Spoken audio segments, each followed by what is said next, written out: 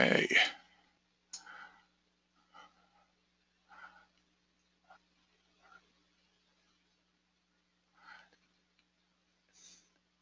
Making sure, yeah. Okay. There are around 20 of you out there. It's not the, this is summer vacation time for many people. I'd like to ask you, I'm separating this out so I can see all of you at once. If you can hear me, could you raise your hand? All right, good. All right.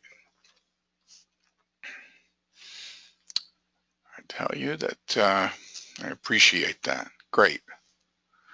Thank you. All right. So as I said, we're recording this, and the main thing that we're going to discuss today is some of the resources that you may not know about, and I'm realizing that that there are even more. So some news here: September 22nd, which is our next scheduled one, needs to be canceled because of travel and conferences. So October will be the next one. And today I'm going to take a look at who we got here on the staff side. We have Andrew, and we have Gina. Thank you. And we got Nathan and myself. And perhaps later on, let me look at the attendees and see if anybody there in attendees is supposed to be a speaker. And I don't see that. Okay, good. Of course, you're here, so you should know this. Our subject matter that we try to discuss once a month is access management, site impact, trip generation, and other things related to it. I'm not really going to go over all the information that I usually go over.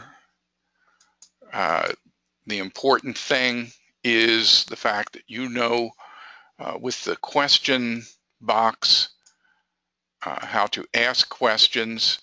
I'm going to ask Nathan and Andrew and Gina to help me out with any questions you might put in the questions panel. But right now, I'll tell you what, we're not even gonna do the poll, okay? Our agenda today is to go a little bit over last month's summary, and we got a question on valet parking and the queues for valet parking. And as I said, we're going to talk about some of the resources you may not know about that our staff up here has worked hard to put online, but maybe have not done a great job at marketing. So the summary of last meeting's highlights, we talked about the emergency closure of a directional median opening because of safety problems. This was up in the Pensacola area in District 3. And the reason this worked was because we had good support from the city, who saw a safety problem there. District 3 did an excellent job at studying the alternative routes and the impacts of those alternative routes, and also assessing the crash reports leading up to this decision. This is one of the resources that I've mentioned at least once here, that I've taken the access management rules 1496, 1497, the forms and the law, and put them into an easier to use format than usually what you find on the internet. I went through and gave full cites to every individual rule rather than any of you that have had to work with it know that you have to go backwards and figure out what section everything is under. And this is the SharePoint link to it. And of course, it reminds me that I may not have files that I trust on it. And hold on, when you do that, this is what comes up. Okay. So as I said, it has lots of good information. I use it all the time now rather than trying to figure out where my copy of 1496, 1497, and the statute all are. Okay. All the presentations for, since 2012, maybe 2011, are on our SharePoint site for the time being, and they are at this link that you see. And if you click on it, this is what you get. So you see, we have been collecting and saving the presentations and the questions and some of the documents discussed all the way back to 2011. And all the way till today, where you'll see that we have a number of different documents in there, so you can look at the history of what we've discussed. I don't expect you to know everything in there. I sometimes rediscover good things in there also. But if you have a question, sometimes I can find the answer is something we have discussed before. We talked about the Transportation Site Impact Handbook and the link to downloading the book, but also the fact that we are in the midst of going through a series of webinars on the different chapters. And we did 3 different seminars on Chapter 2, which is more of the technical side of site impact. And the good thing is if you have the patience to go through it, because they're about an hour and a half, we have put each of the recordings of this the series here online, and I'll show you where to get those later. Okay. I got a question about queuing for, and I'm assuming it's restaurants with valet parking, and it's something that is not discussed in the driveway handbook, which we put out back in 2008 or so. And it was up to date then, but when I did a little Google search on it, I did find out that my favorite blogger, maybe the only blogger I know for transportation engineering, called Mike on Traffic, did actual studies on valet parking queues. Now, I'm going to see if I can put somebody on the spot here.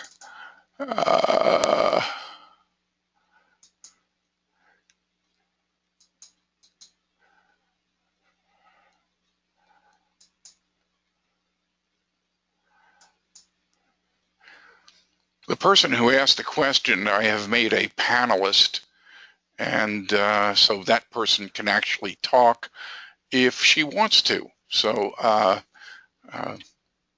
are you okay with that? Are you unmuted and can you speak? Yes. Great. This is Dalila Fernandez from District 4, and she was the person who asked about the valet parking, and I believe it was the queues for the parking lot, and we didn't really talk, so I'm not quite sure. So let me know what the concern was and what you're looking for, and possibly what other districts might be able to help. Yes. Actually, it was the required stacking distance, not only for restaurants, but for any also residential, which is, I think, the most critical one because they keep coming to us requesting driveways. So, and also hotels, they come a lot too. So there's nothing on the guidelines to determine how much stacking distance needs to be provided and then it's difficult to negotiate with them because nothing is established. Okay. And we usually end up requesting a queuing analysis for the drive-through, but sometimes they tend to maybe even, I don't know, manipulate the numbers a little bit. We don't know, right? So So I mean, I would like to maybe get some input from you and from other districts to okay. see what they're doing Well, in regards of. let me ask you a question, Dalila. And this is in reference to the land uses. I'm going to click on the link to Mike on traffic and his study on this. And you know, he asked the same question, and now he's in Minnesota, and he has done quite a bit of trip generation and queuing uh, analysis for that area. He doesn't work in Florida, or Mhm. has not worked in Florida, but what he did was looked at restaurants and described each of the locations.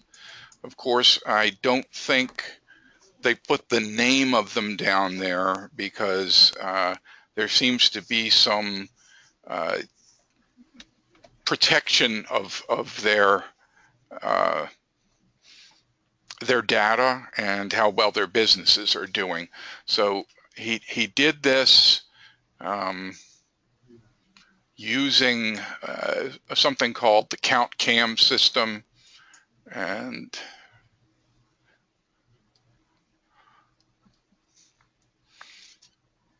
this is what it looks like, and it's done with video, and I'm sure he would love to sell it to you also.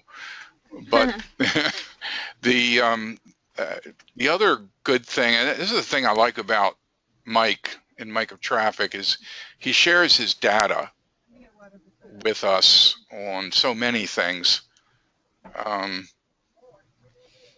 and so you have access to the raw data at the different locations.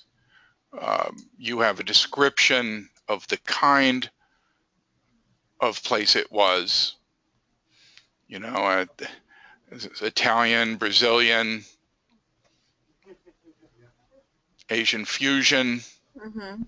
etc. And um, let's see, what he came up was a rule of thumb is one vehicle per every 70 seats in the restaurant. I don't know how easy it is. Well, when they're coming to you, they should know approximately how many seats they're going to have. Yes, but it's not only restaurants, but also hotels and residential. And when they come to us, they sometimes they don't share everything Right. necessarily. Now let So me ask you about residential. I'm not understanding that. Are there because you're from District 4, and so you're dealing with high rises and things like right. that, right? Yes. So you have a residential high rise, Mhm. and let's just say the people, and parking where they are is pretty restricted. Yes. So a resident or a visitor, a person who's going to a party at that high rise pulls up and they can get valet parking. Is that correct? Exactly. Valet Ah, park. okay. Yeah, it's usually offered at the lobby, and maybe even some residents don't have parking within the building and use that valet parking for a monthly fee. And Hmm. also, like you said, visitors. And yeah, it's Okay. So we have no data. I mean, Mike has no data on, the high rises, uh, which it would be interesting if somebody, one of the general consultants for District 4 could actually do some analysis of existing high rises if they have that. Unless Dalila, that the whole concept of valet parking for residential high rises is a completely new thing. I mean, we could do some research on the internet and try to find something that has been done somewhere else. I guess we could use that to develop the guidelines. Yeah, but I bet you nothing else has been done. I mean, we got things here on restaurants, and what I'm asking you is there valet parking at any of the older high rises? I think so, yes. Okay. I And then think so. you could look and see what queues are developing there. And my assumption is the queues would develop mostly right after work or when people are having parties. Yeah. I don't know what the peak hour for that would be, but Hmm. I guess somebody had the same question before, I'm Hmm. sure. And also for hotel, Hmm. I'm sure somebody's done something too. Okay. So, That's, but my main thing is though, if we find something, is there any way that we could incorporate that in the manual? but of course, I mean, yeah, I mean, if um, we can't do that right now. I mean, unless we find something on the internet. And I'm a little, I'd hate to think, I really don't think we're going to find much on the internet for any other uses other than restaurants right now. Mm-hmm. But it's not, it's something that we could do research on. Mm-hmm. I would recommend that your district do some inexpensive research Mm-hmm. on it and share your information with us. And then quite possibly, we could, uh, I mean, queuing research is something here in Florida we haven't done much on. Um, and what's interesting is that it's District 4 before your time that had a question on the queuing of Starbucks Dunkin' and Donuts? Dunkin' Donuts. Yeah. Yes, they're terrible. So yeah, that we know. If I had to choose which is the most important of the queuing studies, it would be those uses. But But um, but but yeah, that we have already established. internally here, we require 9 vehicles, stacking for 9 vehicles for Yeah. Dunkin' Donuts. Well, Yeah. I'm trying to remember uh, whether that was something we talked about in a previous webinar or not. Um, okay. I guess so. Yeah. But it is something we could possibly do. I really would just recommend that somebody at the district or one of the general consultants there do a quick multi-night analysis at different places just to see.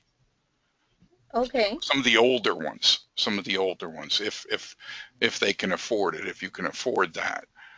Um, Let's say we did that and we went out mhm. and count some and did some queuing analysis for different land uses. Then when we're done, I guess I could just coordinate with you to just put the results Yeah, in the manual. yeah, well, sure. Yeah, I mean, that would be the start.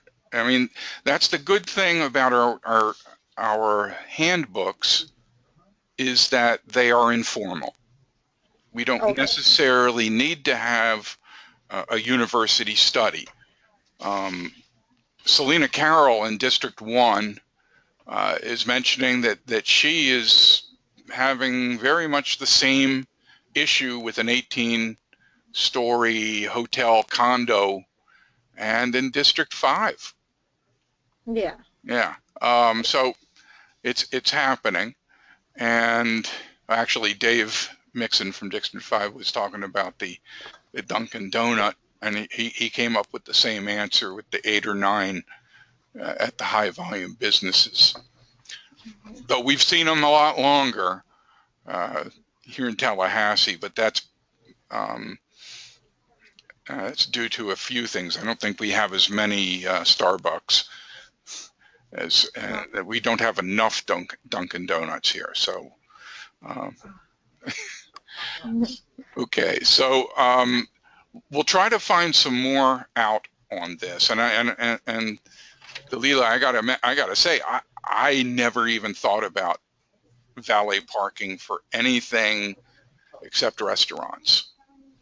And Well, they have them everywhere now, even at doctors' offices. God, okay, Yes. yeah. Now I mean, it's because of more development downtown, Right, right. and it's also because of some of the newer regulations for parking, which allow less parking than Yes. 20 years ago. And you could get variances for parking, and then depending on what you're doing, they allow Hmm. you to have even less and less parking. Now, even in South Beach, they have a system where they, and I've never seen it, but I know that it exists. They actually have like an elevator for your car. Yeah, So yeah. that's a different analysis to get the service rate for those. Hmm. So it's even, yeah. Right. I mean, the advantage is to valet parking from the standpoint of a developer is that it requires less space. And especially if they can use an elevator, that means they have to buy less land. Mhm. So Yeah.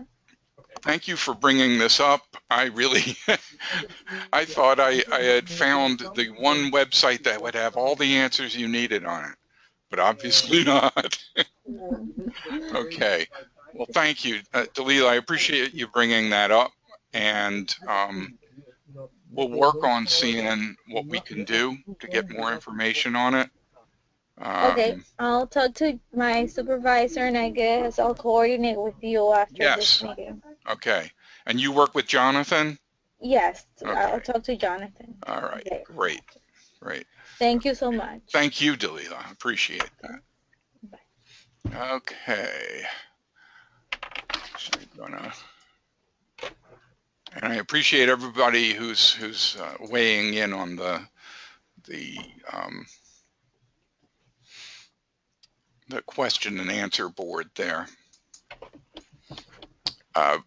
Well, we were talking about research. One of the uh, research subjects that we are going to be beginning doing counts on next week is this one right here, the impacts of driveways on right turn lanes. CDM Smith, along with the counting specialists at FTE. Gary? Yes. You may want to change your slide. Yes, thank you very much. I depend on you to tell me when I've paused. We're watching you. I have not unpaused, and here it is right here. Thank you.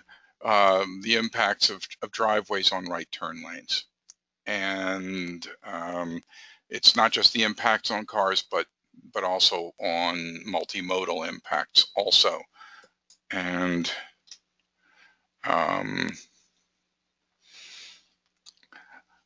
some of these pictures were part of a discussion we had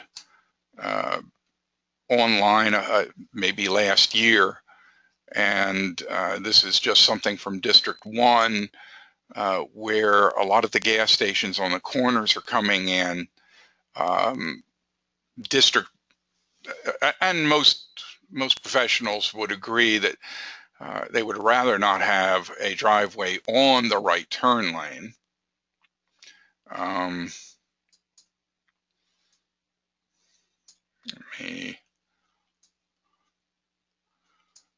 Rather not have it right on the right turn lane and prefer it to be as far away as possible. In this situation, the neighboring landowner didn't want to deal with that. And so, let me see. So this is what the developer preferred to have instead of the further one. And again, let me use the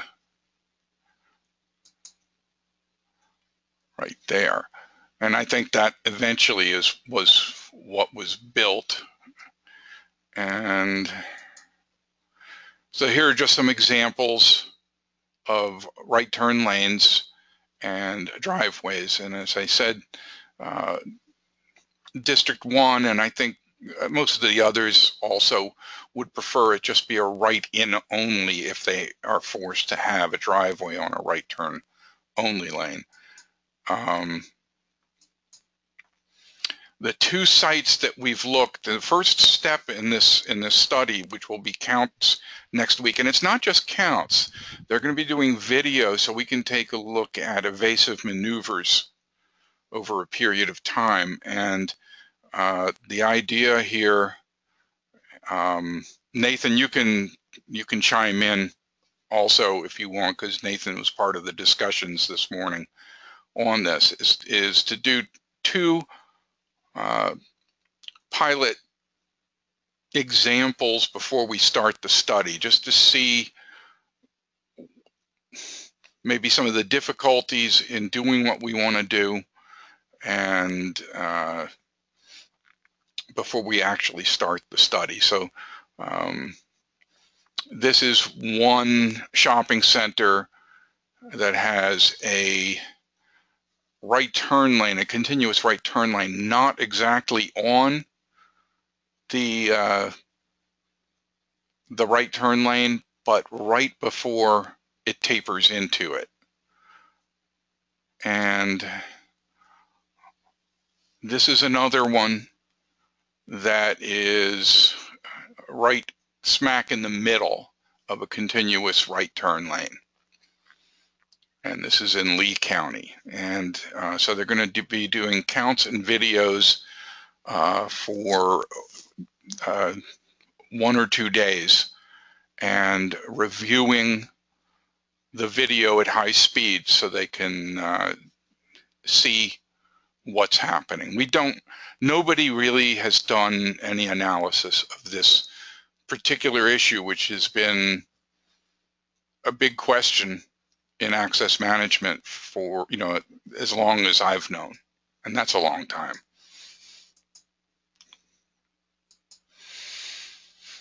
All right. I said that I would go over some of the resources that we have and let you know how to find some of them. And one of the problems with finding any of our resources is the fact that if you've used our website, and this is just as much our fault as anybody else's, our organization is kind of weird. And so I'm going to try to show it to you in such a way that it kind of helps. This is the opening screen of our InfoNet. Those of you that are inside of DOT have access to the InfoNet, but those of you that don't, I'll show you a way to do it. Almost everything I'm going to show you is on the public website, not any sort of inside the firewall material. So this is InfoNet. When you get there, hit Offices. And when you hit Offices, you'll end up with this scroll down. And here's the thing. Most people don't know access management. By and large, a lot of the information is in planning and not in traffic operations and not in maintenance, okay? But if you go to planning and you hit the external link there, and I have, on the PDFs that you get, these are all hot links. This is our planning web page. To make things more confusing, you'll notice it doesn't say planning up there. It says transportation development. And that's because we're in the midst of some name changes. So that's another reason why I'm going to say if you have problems finding any of this stuff, please just come to me. And on this is the planning website. I think we're moving to the name transportation development and away from simple planning. Instead of trying to figure out all the things that are there, I would hit the link that says more. And if you do that, you'll get a list of all the things that transportation development, or what I called planning, are involved in. And those of us online deal with the ones that I've circled here in orange, and that's access management, level of service, traffic impact analysis, and also training. These are the kind of things that might be interesting to you and some of your customers. Okay, again, I have a link on almost every page. If you go to training, for instance, you'll come to this page, and this is access management training. And well, let me correct myself. When you hit access management, you will go here, and you will see that the training information is on a separate site, and our documents are under here. But if you click on systems management training, you will get to this page. And we have a section for our upcoming live research, live training, and our live webinars. I've circled the recorded webinars because we have so much already there. And here's what it looks like. We have introduction to access management, and these are pretty cool. And we have a great 3-minute video on the benefits of restrictive medians, which is appropriate for the public, plus some recorded webinars on the Median Handbook and other things. We have the overview of the Site Impact Handbook and quite a few things on trip generation, as well as some excellent webinars on how to use our quality level of service handbook and tables.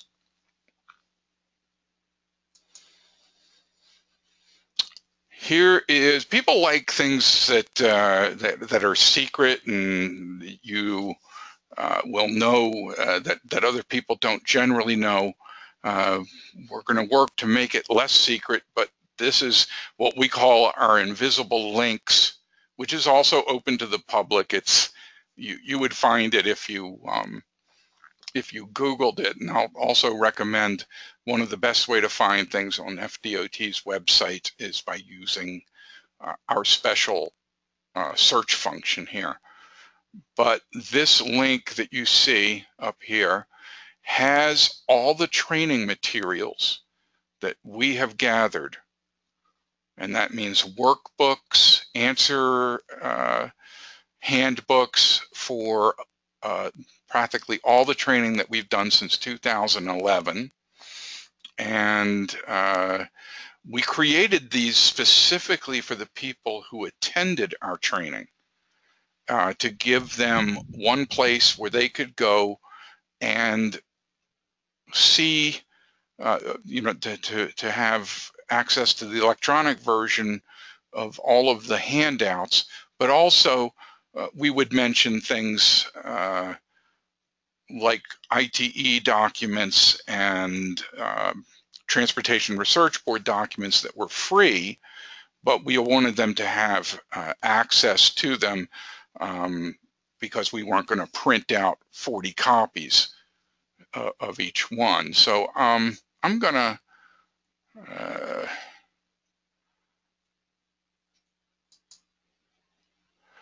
go to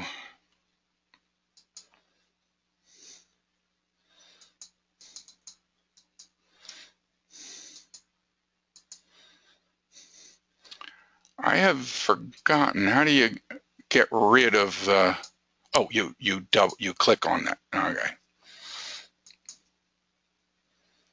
Okay, I am.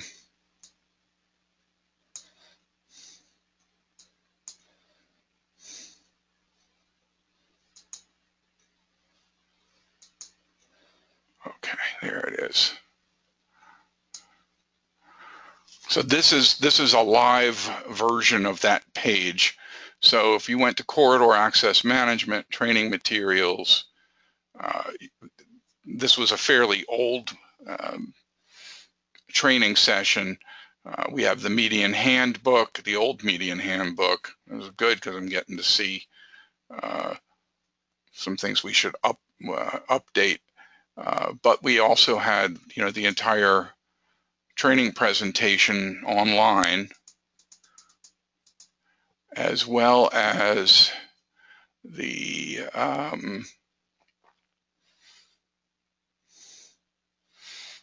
for instance, I like this. We have the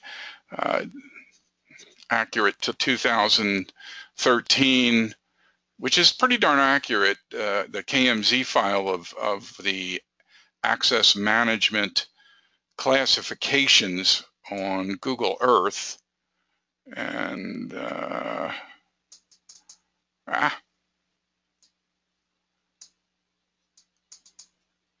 you see. Okay. So what happens is you have all the things that we talked about before, but these different colored lines here are the access management standards of different state highways. And if you click on it, you will see the section number, but you also see the access management class. And since these things don't change all that much, this is fairly accurate. I can see that our section should do a lot more KMZ files to help out, and I don't know how many of you use Google Earth in your day-to-day business, but the possibilities are pretty endless. I mean, things like you can do traffic data, the kind of medians. They don't have driveway information in them, but you do, have the ability for street view. Okay. All right. And earlier this year, we did a series of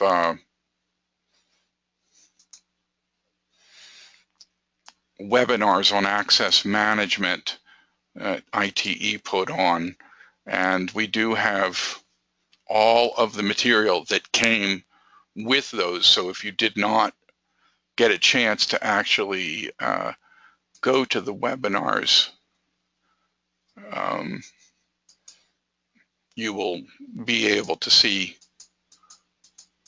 the presentation and a lot of the materials that were developed, including pictures that are incorrect. The source was not Texas A&M. The source was Gary Sokolow at Florida DOT for that picture, but I won't raise a fuss because that's right around the corner from us.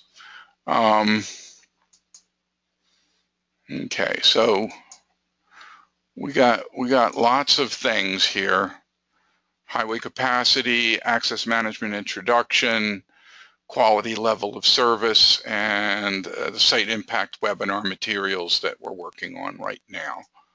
Okay.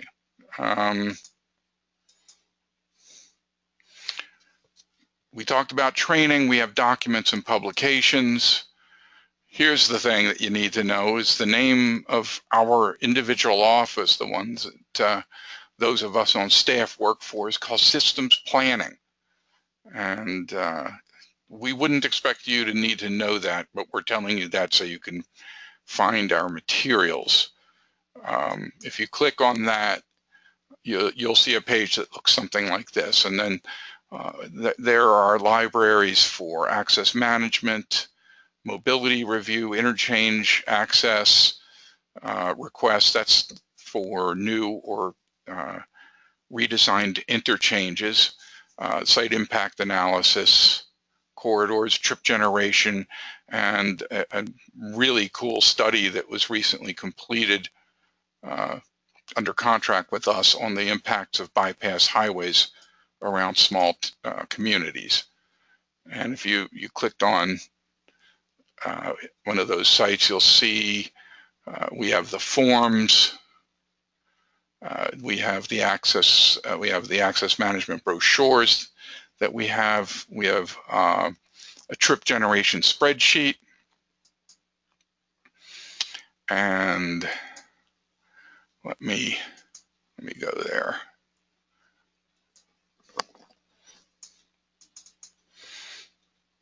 Okay, if you hit the trip generation spreadsheet, what downloads is something with the 8th edition trip generation rates, where the yellow area is where you put numbers in, and single family homes by dwelling unit. If you had 100 homes, you put that in, you basically see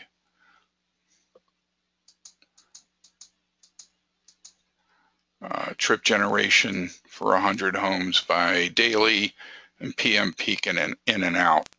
So we're going to be updating that to the 9th edition very soon.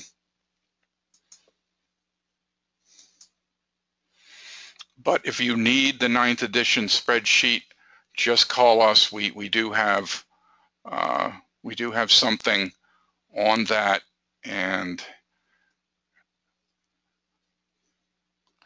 this is something that Mike on Traffic did using a lot of our data. He compared the 9th and 8th edition, and This is the analysis of the change between the 8th and 9th. But here's the secret, is that the 9th edition data is already under the tab, and you can see that it works. Like if you had 200 dwelling unit apartment, it fills it in for you. Okay. Okay.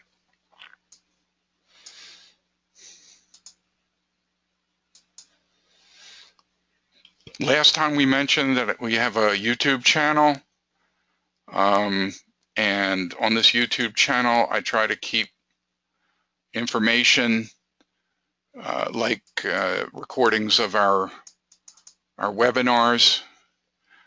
For instance, this is the recording of the Site Impact Handbook webinar series on modeling,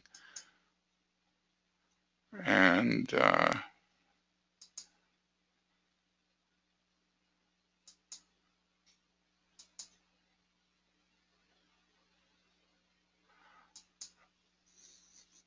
so you see the kind of thing that's in it. Okay. And just let you know that if you have training requests that are just specific to your area, that we can try our best to do something, out of, instead of waiting for our consultants to complete the new training. We here have done training before, and we think it's pretty good ourselves. So if you need training or your staff needs training, get with us. As I said, we got our recorded training.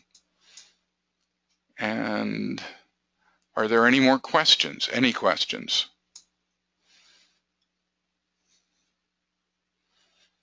I am looking for the attendees. If any of you have a question, then please let us know. If not, here are all our email addresses. We'll send out a summary very shortly, and also have a recording of this webinar for those that didn't make it and are interested in a little bit closer look at our resources we have on our website. All right.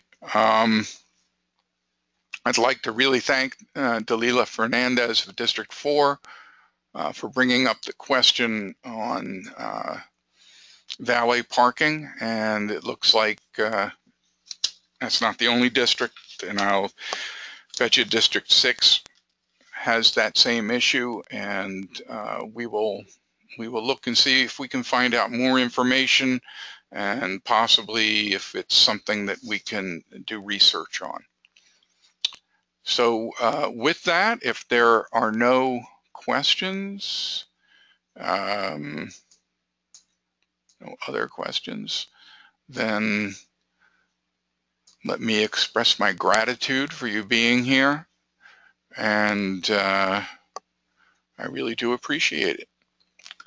All right, so with that, I'm going to end this webinar. Thank you.